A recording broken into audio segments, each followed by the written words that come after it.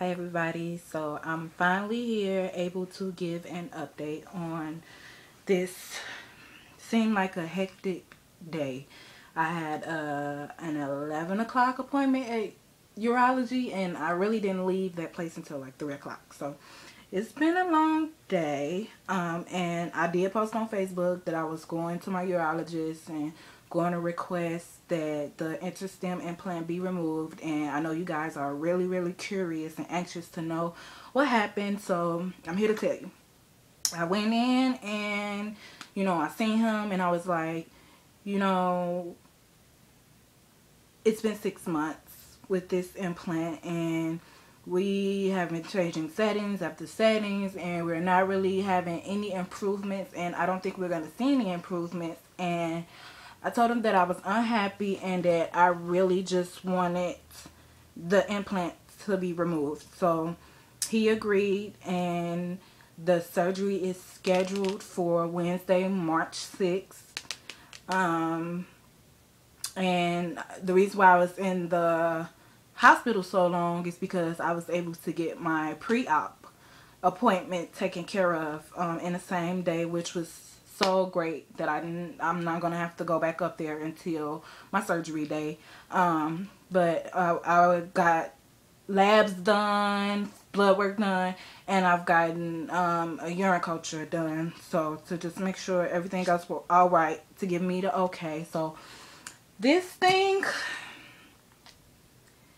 is history. I can't say that I regret getting the implant, because with having interstitial cystitis, you don't know what's going to work, what's not going to work. And, it kind of scares you when you read or you hear someone tells how their situation with the interstem wasn't pleasant or was a nightmare or something like that.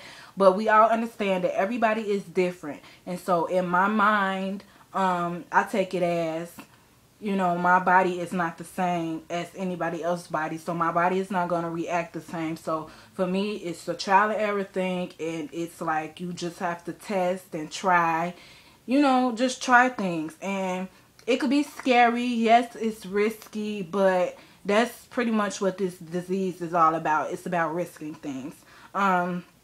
Before I go ahead, this video might have to have another part.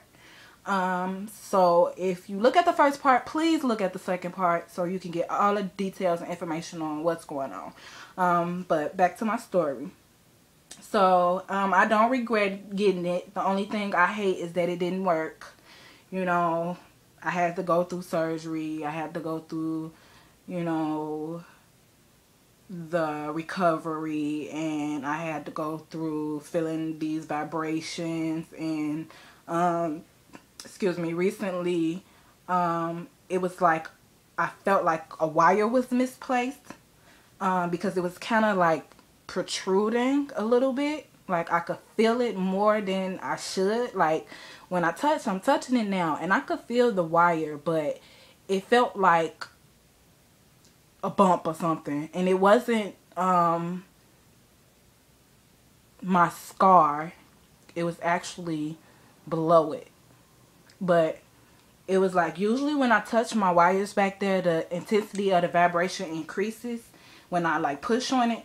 But like just laying my finger on that area, the vibrations would go crazy, and then it caused back spasms to the point where it was like I couldn't move. It was like hard to move because my back was hurting really bad. So that was kind of not scary, but it was just looked like it was going to be problematic. So I definitely was like, I have to get this thing out of me. But it was so crazy that the vibrations, I was on level 1 and I was on 1.3.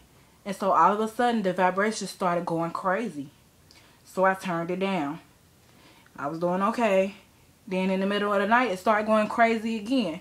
So I had to turn it down all the way to 0.7. And I had to keep it there for that night. And then the next day I returned it to its original settings, which was 1.5. 1.5, and then I kind of turned it down to 1.3. But yeah, now it's like the wire seem like it's back in place. So I don't know, it's just kind of a crazy thing, weird thing that happened. But I just turned it off before I started talking in this video. Yeah, I just turned it off. There's no point. It's getting removed Wednesday, so there's no point to, you know, have me feeling the vibrations. And it's crazy because, you know, the vibrations would be so intense that you can visibly see my leg shaking. And I was showing my friend that, and I was just like, look at my leg, look at my foot. And it was just like so but yeah, I don't know, it's an experience, and hey, it's part of this IC journey, so I don't regret it. I just hate that it didn't work. So on to the next thing. Now I talked to him about Botox injections. Now I've heard some quite negative things about it. One person heard a really scary story, her story with the Botox injections. And then there are some people who, you know, said that it works. So once again, trial and error. I'm not going to let people's experience kind of deter or make me fearful of trying something that could potentially help me. And I'm a hard cookie to crack. Like, my body just doesn't want to act right. It just doesn't. I'm a hard cookie to crack. My body is like, I don't want these things in my body. I don't want, you know, these meds. So it kind of, you know, reacts negatively to it. And it sucks because I'm always in the doctor's office, and they just like, what are we going to do with you? And I'm like, I don't even know what to do with myself. So it's kind of hard, but I'm going to try the Botox injections, and he made it clear that it's helps up to 4 to 6 months. So I'm going to go ahead and try it and just see how it goes. The one thing I am scared of is that it's going to cause retention, and then I'm going to start having to self-calf. Now, recently I told you guys that I was tired of going to the emergency room to get Foley's, so I wanted to be taught how to self-calf. So I have 3 catheters on hand right now, and I'm getting some more soon, but I haven't used them yet because I didn't need to. So I'm kind of scared that I'm going to have to start self-calving. And as much as some of the people on the IC group say it's so easy and things like that, I'm still very uncomfortable with doing it. It's not that I'm uncomfortable with my body. It's just the whole idea of having to stick it in you and just all of that. It's just very uncomfortable, and it still hurts. Like, some people say it doesn't hurt, but it hurts me. Like, I tried to do it myself when the nurse taught me, and it still hurts. So I don't know, it's just something that I gotta be prepared to do and kind of just get through it. And you know what, it is what it is. I'm gonna try the Botox injections, and that probably is gonna get done on the 20th of March. And I'll just keep you guys posted on how it goes for me. So just keep me in your prayers, and just pray that this kind of works for me, so I can get some kind of relief from this. Another thing, in my last video I told you guys about the pain that I was having on the right side of my face, from my temple all the way ear, mouth, jaw, teeth, right side of my tongue, down to my neck, collarbone. Now, this pain has been going on for 3 weeks, and I thought it was the Neurontin because after 3 days of taking the Neurontin, I got this pain. And I thought it was the Neurontin, but turns out it's not. I've been off the Neurontin for 2 weeks, almost 3 weeks, and this pain is still here. I've been to the ER 3 times, and you know, I know you guys think I go to the emergency room so much, but when you can't get in to, you know, see your doctor, and you're extreme pain and you have nothing to help, then it's an emergency. So that's what I do. I go to the emergency room. And, you know, it's sad that they don't take people like me seriously. Because the last time I went to the emergency room, they wouldn't even give me anything for pain. They just said, you need to go to the dentist. You need to go to your primary care doctor and get back on the Neurontin. So now I'm back on the Neurontin. They prescribe 100 milligrams a day. But my doctor, my urologist said go back to the 300 milligrams 3 times a day and start there. And, you know, after a week or two, if it's not working, then increase by 300 milligrams and just kind of keep going that cycle after 1 or 2 weeks after that. If you're not, you know, feeling any better, then increase it. So I'm going to still work with this Neurontin to see how it goes. But as far as my jaw pain, it's still here. It actually is starting to flare up now. And one night it got so bad that no medicine will help. I was in so much pain. I could not sleep. I took sleeping meds and I couldn't sleep. And the pain would go down my arm. Like the pain is like just kind of my whole right side. It just hurts. You know, and I don't know. I just want to know what's wrong. And, you know, I was researching and trying to figure out what's going on. So I came to the conclusion, and as well as my doctor thinks, the one who did the pre-op came to the conclusion that I might have TMG. No, that's wrong. TMJ or trigeminal. I had this word figured out before I started this video, and I knew that when I said this word, I was gonna get it wrong. Trigeminal neuralgia. And I'm reading out for this. So it's pretty much a nerve disorder that causes stabbing or electric shock like pain in parts of the face. Symptoms: very painful, sharp, electric like spasms that usually last a few seconds or minutes. And